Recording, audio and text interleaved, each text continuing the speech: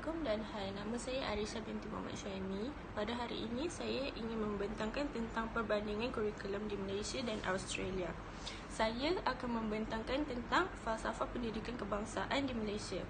Pendidikan Malaysia adalah suatu usaha berterusan ke arah memperkembangkan lagi potensi individu secara menyeluruh dan bersepadu untuk insan yang seimbang dan harmonis dari segi intelek, rohani, emosi dan jasmani, kepercayaan dan kepatuhan kepada Tuhan. Selain itu, usaha ini juga adalah bagi melahirkan rakyat yang bertanggungjawab dan berkeupayaan mencapai kesejahteraan diri serta memberi sumbangan terhadap keharmonian dan kemakmuran masyarakat dan negara.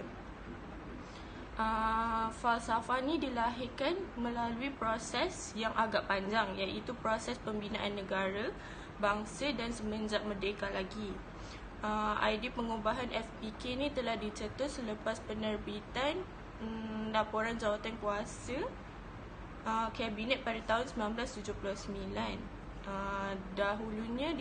FPK dahulunya dikenali sebagai falsafah pendidikan negara, yang telah digubal berdasarkan pendidikan tiga ideologi, iaitu rukun negara, dasar ekonomi baru dan dasar pendidikan kebangsaan 1999.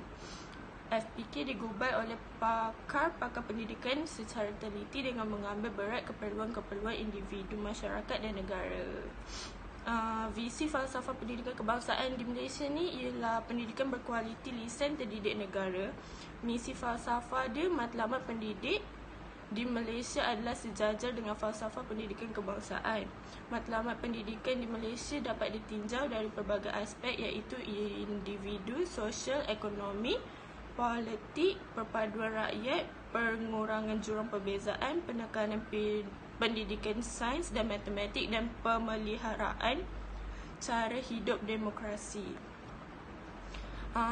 Lepas tu, objektif falsafah pendidikan di Malaysia ialah menggunakan bahasa untuk berkomunikasi dengan berkesan, mengamalkan nilai-nilai Islam dalam kehidupan seharian untuk murid beragama Islam, mengamalkan nilai-nilai murni dalam masyarakat Malaysia, menghargai dan peka terhadap budaya masyarakat Malaysia, menyayangi dan menghargai alam sekitar, memperkembangkan konsepkan diri yang positif dan keyakinan diri, mempraktikkan amalan kesihatan, membina kecergasan badan dan menjaga keselamatan diri, mengembangkan daya kreatif dan estetika, mengaplikasikan pemikiran kritis, kreatif dan inovatif serta kemahiran menyelesaikan masalah dalam pembelajaran dan kehidupan seharian.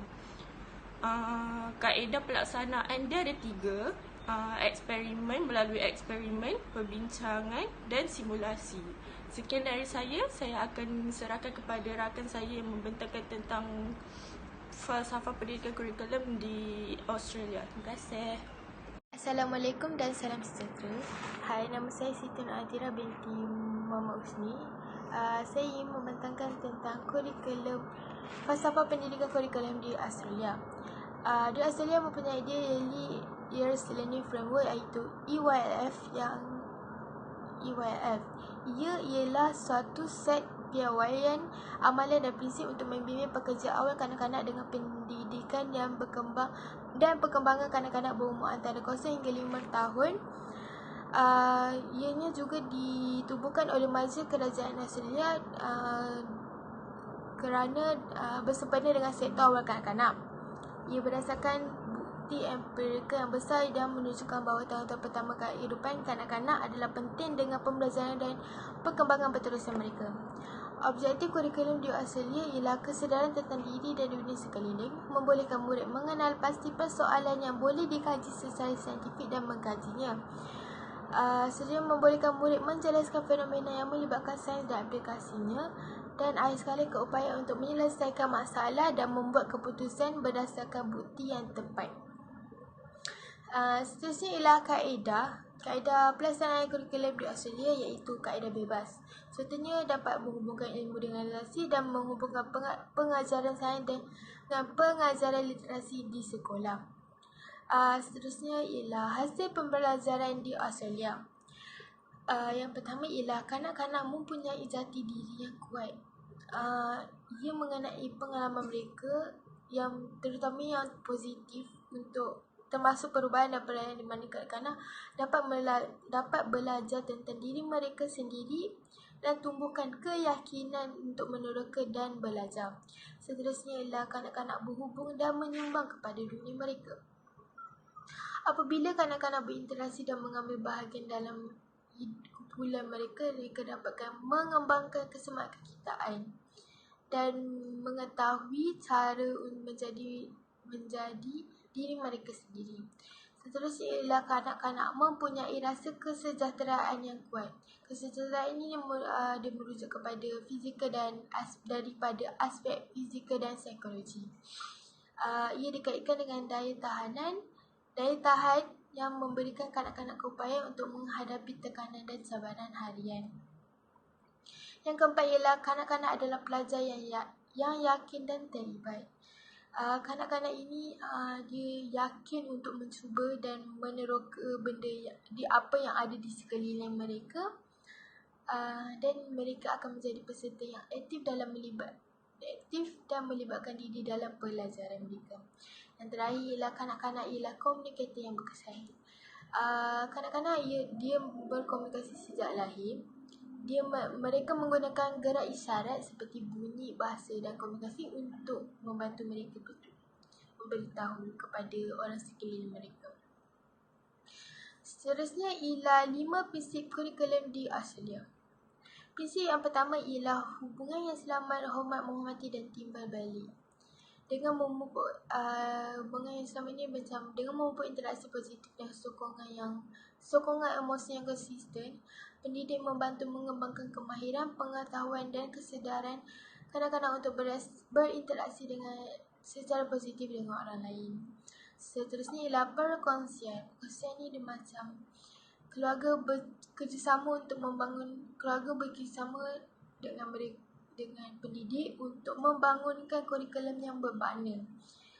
Pendidik dengan ini dapat menyedari bahawa keluarga adalah guru pertama dan paling berpengaruh bagi kanak-kanak. Seterusnya yang ketiga ialah harapan dan equity yang tinggi. Kanak-kanak mempunyai keupayaan untuk berjaya tanpa mengira keadaan dan kemampuan. Sebagai pendidik, kami menggalakkan kemasukan dan penyertaan semua kanak-kanak. Sebenarnya sebagai pendidik, kita kena memberi kanak-kanak terlibat dengan semua benda dalam pembelajaran. Seterusnya ialah menghormati kepelbagaian. Menghormati kepelbagaian ini ialah mengenai mendedahkan kanak-kanak kepada pengalaman baru di luar kehidupan mereka sendiri. So, dorang perlu menunjukkan rasa hormat menghormati pilihan gaya keluarga, hidup keluarga yang berbeza, budaya, tradisi dan kaedah membesarkan anak. Seterusnya ialah pembelajaran bertulisan dan amalan reflektif. Pendidik yang mengambil bahagian dalam pembangunan profesional untuk meningkatkan amalan pembelajaran. Selain itu, mereka menghargai pengetahuan keluarga dan komuniti dan mengumpulkan maklumat untuk menyokong pertumbuhan dan pembelajaran mereka. Seterusnya ialah 8 amalan EYLF.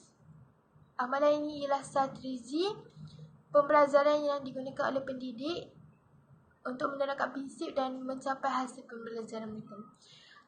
Yang pertama ialah mengamalkan pendekatan holistik, menjadi responsif kepada kanak-kanak, merancang dan melaksanakan pembelajaran melalui bermain, pengajaran yang disengajakan, mewujudkan persekitaran pembelajaran fizikal dan sosial yang memberi kesan positif kepada pembelajaran kanak-kanak. Seterusnya ialah menghargai konteks budaya dan sosial kanak-kanak dengan keluarga mereka.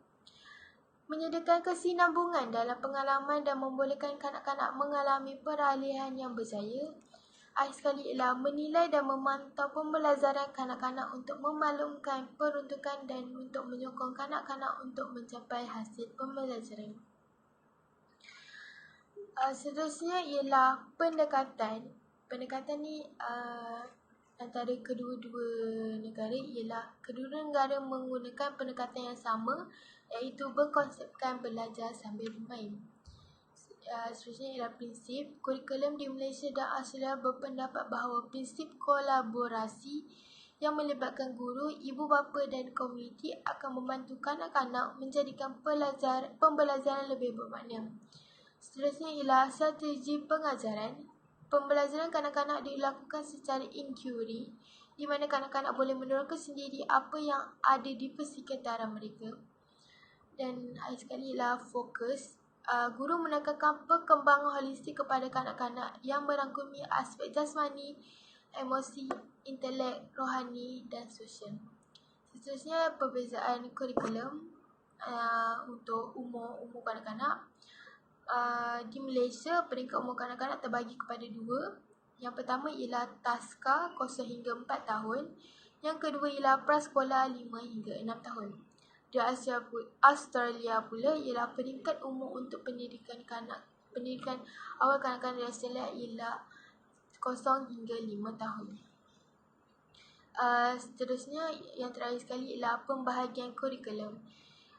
Di Malaysia terbagi kepada dua, iaitu pemata 0 hingga 4 tahun dan kurikulum standard prasekolah kebangsaan KSPK 5 hingga 6 tahun. Di Australia pula menggunakan kurikulum Early Years Learning Framework EYF. Sekian, terima kasih. Seterusnya, saya akan menerangkan tentang kaedah pengajaran dari segi Malaysia yang diterapkan di Malaysia dan Australia. Di Malaysia, guru-guru lebih menggunakan bahan-bahan maujud seperti buku dan bahan bantu mengajar dalam pengajaran harian.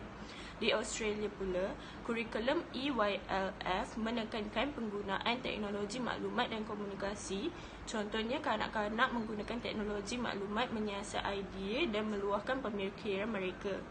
Selain itu, seterusnya berkenaan pembelajaran literasi awal. Di Malaysia, kurikulum TAKA hanya mempunyai satu bidang pembelajaran yang berkait rapat dengan literasi awal. Manakala di Australia pula terdapat hanya satu bidang yang berkaitan children are effective communicators. Fokus hasil pembelajaran di Malaysia pula ialah hasil pembelajaran lebih berfokuskan kepada perkembangan awal seperti matematik, fizikal dan psikomotor sebelum masuk ke alam prasekolah formal.